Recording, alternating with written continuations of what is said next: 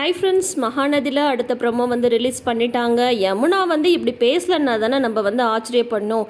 அவங்க இந்த மாதிரி பேசுவாங்கன்றது எப்போ குமரன் போய் காவிரி விஷயத்த அங்கே சொன்னாங்களோ அப்போயே இதுதான் நடக்குன்றதை நம்ம கெஸ் பண்ணி தான் வச்சுருந்தோம். இப்போ பார்த்தீங்கன்னா கங்காவும் காவிரியும் வீட்டில் இருக்காங்க இல்லையா, அந்த ராகினி கிண்டல் பண்ணிட்டு போனதுக்கப்புறம் இவங்க இருக்காங்க. அப்போ யமுனா வராங்க. வந்ததுமே உனக்கு கிடைச்ச வாழ்க்கையை நீ ஒழுங்காக பார்த்துக்கவே மாட்டியா, யாரோ வெண்ணிலான்னு ஒரு பொண்ணை கூட்டிகிட்டு வந்திருக்கியாமே, ஏன் உன்னோட வாழ்க்கை உன்னால் ஒழுங்காக வாழவே முடியாதா அப்படின்னு சொல்லிட்டு திட்டுறாங்க காவேரியை.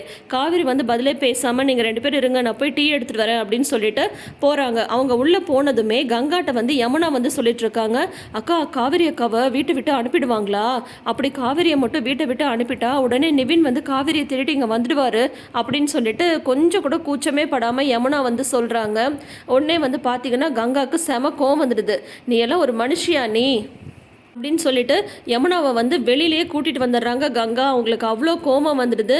ஏண்டி நீ எல்லாம் எங்கள் கூட தான் பிறந்தியா, காவிரி வாழ்க்கை என்னாகுமோ ஏதாகுமோ நாங்களே பதறி போயிருக்கோம், நீயும் அந்த மாதிரி பதறி போய் தான் இங்கே வந்தேன்னு சொல்லிட்டு நான் நினச்சிட்ருக்கேன். ஆனால் நீ என்னன்னா காவிரியை வீட்டை விட்டு துரத்திட்டா உடனே நிவின் வந்துடுவாருன்னு சொல்லிட்டு சொல்கிறேன்.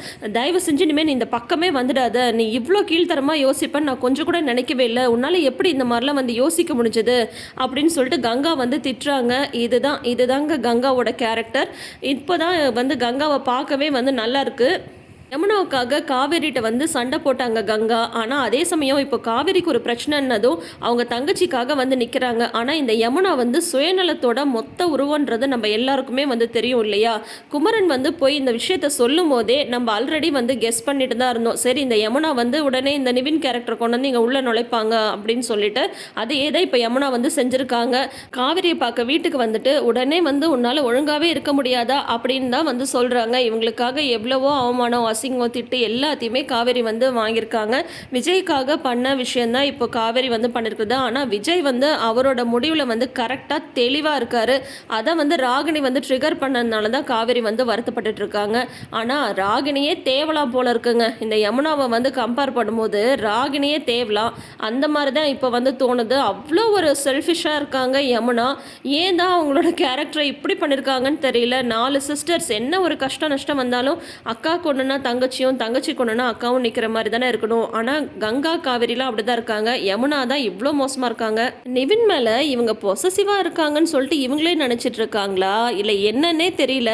இதை ஒரு பியூர் லவ் அப்படின்ற மாதிரியெல்லாம் நம்மளால நினைக்கவே தோணல. ஏன்னா பைத்தியம் மாதிரி பண்ணிட்டு இருக்காங்க யமுனா அப்படின்னு தான் நான் நினைக்கிறேன். நீங்கள் என்ன நினைக்கிறீங்கன்றதை மறக்காமல் கமெண்ட் செஷனில் சொல்லுங்கள்.